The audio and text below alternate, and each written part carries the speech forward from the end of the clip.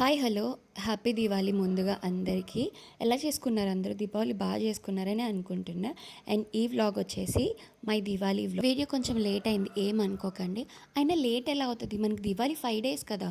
So ఇది third day, ఇంకా దీవాలి ఉంది కాబట్టి ఆ దివాళీ వైబ్స్ మనం ఇంకా ఫీల్ అవ్వాలని చెప్పేసి వీడియో అప్పుడు పోస్ట్ చేశాను. అండ్ మా ఊర్లో అయితే దివాళీ చాలా బాగా చేస్తారు. లైటింగ్స్, జాతర, అసలు దివాళీకి ఎక్కడన్నా జాతరలు ఇవన్నీ చేస్తారా?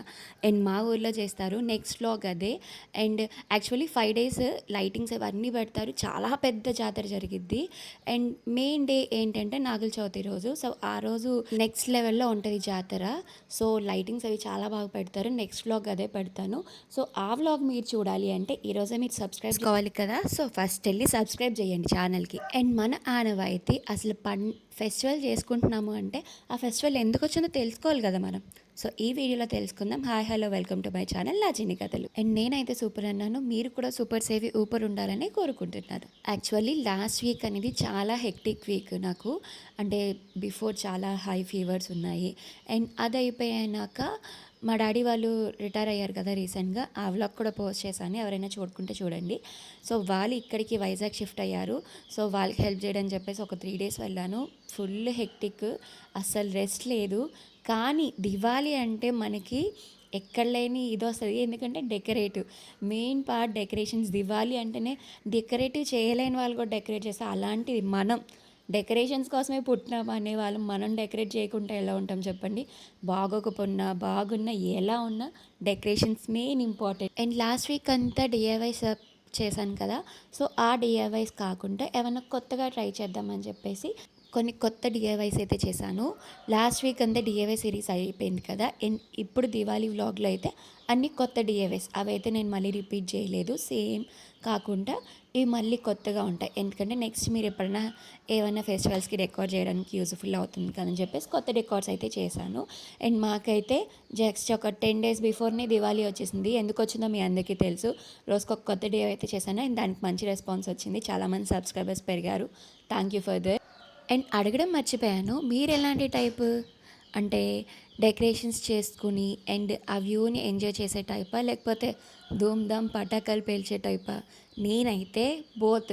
ఇక్కడ డెకరేషన్ చేసేస్తాను, అక్కడికి వెళ్ళి మొత్తం మామూలుగా ఉండదు, క్రాకర్స్ బీభత్సంగా కలుస్తాను. కానీ ఈసారి ఎప్పుడు నేను క్రాకర్స్ పేల్చేదాన్ని, బట్ అంశ ఏంటి అంటే నేను పేలుస్తుంటే తను ఆ వ్యూని ఎంజాయ్ చేసేది. బట్ నేను పేలుస్తుంటే తను ఫీల్ అయ్యేది. కానీ ఆ సామాన్లు తెచ్చిన సామాన్లన్నా ఏ వరకు ఊరుకునేది కాదు. అదే ఆనందమో దానికి. బట్ ఈసారి మాత్రం అంశ అస్సలు భయపడలేదు, అసలు ఆపలేకపోయాం తన్ని. వీడియో ఎండ్ వరకు చూడండి, మీరే తెలుస్తుంది. అండ్ ఇప్పుడు మనం అసలు మన ఆన్వాయితీ ఉంది కదా, కథలు చెప్పుకోవాలి కదా. స్టార్ట్ చేసేద్దాం ఇంకా. ఈ కథ తెలిసిందే మనకి. దీపావళి గురించి చాలామందికి తెలిసే ఉంటుంది. ఎవరైనా తెలియని వాళ్ళు తెలుసుకుంటారని. నేను యాక్చువల్లీ లాస్ట్ టైం దసరా గురించి కానీ బిఫోర్ ప్రతి పండగకి అసలు ఎందుకు వచ్చింది అని చెప్పేసి చెప్తున్నాను కదా. ఆ చెప్పినప్పుడు నేను చాలా షార్ట్ అండ్ స్వీట్గా చెప్పానన్నమాట ప్రతిదీ. అంటే ఎవరికన్నా అందరికీ తెలిసే ఉంటుంది కదా, జస్ట్ ఒక గుర్తు చేద్దాం అన్నట్టు చెప్పాను. బట్ చాలామందికి తెలియదట. అండ్ చాలామంది మెసేజెస్ పెడుతున్నారు నా ఫ్రెండ్స్. యాక్చువల్లీ చాలా బాగా అనిపిస్తుంది నాకు. అసలు కొంతమంది అయితే నాకు గుర్తు కూడా లేరు, సారీ ఫర్ దట్. అసలు వాళ్ళు నాకు ఫ్రెండ్ అని కూడా గుర్తులేదు. బట్ వాళ్ళు కూడా నాకు ఇన్స్టాలోని వాట్సాప్లోని మెసేజ్ చేస్తున్నారు, కంటెంట్ బాగుంది, బాగుంది, బాగా చెప్తున్నావు అని చెప్పేసి. కొంతమందికి దసరా గురించి చాలామందికి తెలియదట అసలు ఎందుకు చేసుకుంటున్నామని. సో అలా కొంతమంది కన్నా తెలుస్తుంది కదా అని చెప్పేసి అయితే ఇది చెప్తున్నాను. అండ్ నా చిన్న రిక్వెస్ట్ ఏంటి అంటే, చాలామంది నాకు వాట్సాప్లోని ఇన్స్టాలోని పర్సనల్గా మెసేజ్ చేస్తున్నారు, కంటెంట్ బాగుంది, ఇలాంటి వీడియోస్ చెయ్యి, అలాంటి వీడియోస్ చెయ్యి అని చెప్పేసి నాకు చాలా సజెషన్స్ ఇస్తున్నారు.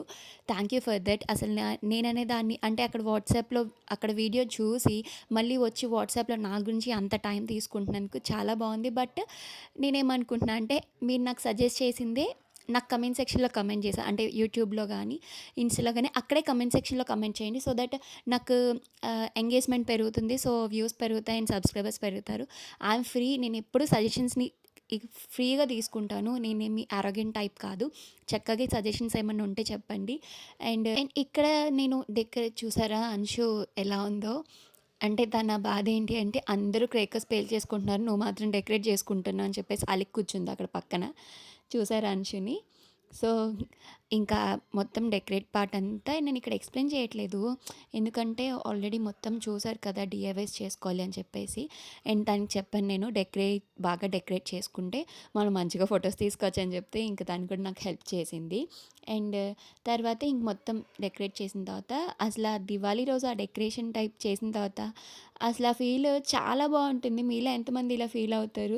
అసలు నాకైతే కడుపు నిండిపోతుంది. అసలు ఏదైనా డెకరేషన్ పార్ట్ చేసిన తర్వాత దాన్ని కనీసం ఒక హాఫ్ అన్ అవర్ చూసుకుంటూ ఉంటాను.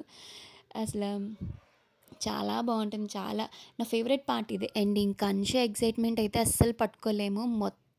చూసారు ఇప్పటివరకు ఫేస్ ఎలా ఉందో, ఇప్పుడు ఫేస్ ఎలా ఉందో వెలిగిపోయింది క్రాకర్స్ పేల్చేటప్పుడు. ఎప్పుడు ఏంటంటే నేను క్రాకర్స్ పేల్చేదాన్ని, బట్ నేను క్రాకర్స్ పేల్చినా తనే పక్కన కూర్చొని ఇది కాల్చు ఇది కాల్చు అని చెప్పేసి, కానీ అస్సలు పట్టుకునేది కాదు. చాలా భయం పడేది.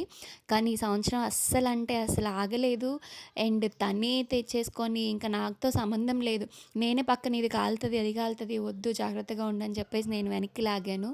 కానీ ఈ ఇయర్ మాత్రం అంశు మాత్రం చాలా హడావిడి చేసింది. 5 డేస్ అసలు మొత్తం బస్తా చూసారా తనే వెళ్ళి నాకు ఇది కావాలి అది ఇంకా అసలు వీడియో రికార్డ్ చేయలేదని చెప్పేసి అన్నారు.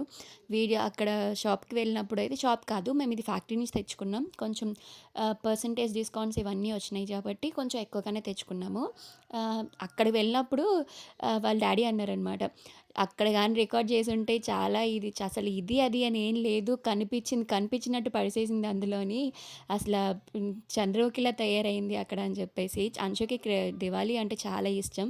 అండ్ ఇప్పుడు దివాళీ అసలు ఎందుకు చేసుకుంటారు అంటే, రాముడు అండ్ సీత 14 ఇయర్స్ అరణ్యవాసంలో ఉంటారు కదా. అండ్ రావణాసుడు సీతాదేవిని పట్టుకెళ్ళి రాముడు తనతో యుద్ధం చేసి రావణాసుడిని అపహరించిన తర్వాత మళ్ళీ అయోధ్యకు తిరిగి వస్తారు కదా. వీళ్ళు 14 ఇయర్స్ తర్వాత అయోధ్యకు తిరిగి వచ్చిన రోజు, ఆ రోజు ఆ అయోధ్యలోని ప్రజలందరూ వెలుగు అంటే వాళ్ళకి మళ్ళీ మంచి రోజులు వచ్చాయని చెప్పేసి దీపాలు వెలిగిస్తారనమాట. సో ఆ రోజున మనకి చెడుపై మంచి గెలిచింది అన్న రోజున కాబట్టి మనకి దీవాళీ చేసుకుంటారు. ఇది వన్ సైడ్ ఇది ఒకలా అంటే మన సౌత్ ఇండియన్ వైపు అయితే ఇట్లా నమ్ముతారనమాట. ఇది అసలైన స్టోరీ. అందుకని చెప్పేసి మనం ఆ రోజున చెడుపై మంచి గెలిచిన రోజు అని చెప్పేసి మనం దీపావళి చేసుకుంటాం. అండ్ ఇంకొక స్టోరీ కూడా ఉంది, శ్రీకృష్ణుడు సత్యభామ స్టోరీ. నరకాసుడు అనే రాక్షసుడు ఉండేవాడు. అతనికి చావు ఉండదన్నమాట, ఒక్క భూదేవి మాత్రమే ఆయన్ని చంపగలదు. అలా అతను చాలా రాక్షసుడు అన్నాక ఇంకా ఇది అది అని లేదనమాట, చాలా దారుణాలు చేసేవాడట. ఇంకా వీళ్ళు ఆడవాళ్ళు మగవాళ్ళు అని ఏమి ఉండేది, చాలా రాక్షసంగా ప్రవర్తించేవాడట. అప్పుడు శ్రీకృష్ణుడు అతని మీద యుద్ధంకి వెళ్తాడనమాట. యుద్ధానికి వెళ్ళినప్పుడు నరకాసుడి చేతిలో శ్రీకృష్ణుడు చనిపోయినట్టు శ్రీకృష్ణుడు జస్ట్ యాక్ట్ చేస్తాడనమాట. ఎందుకంటే శ్రీకృష్ణుడికి తెలుసు జస్ట్ భూదేవి మాత్రమే అతన్ని చంపగలదు అని చెప్పేసి. అప్పుడు సత్యభామ ఆమె భూదేవి అవతారం కాబట్టి నరకాసునితో పోరాడి నరకాసుని చంపుతుంది. అందుకని మనం దీపావళి ముందు రోజు నరక చతుర్దశి చేసుకుంటాం.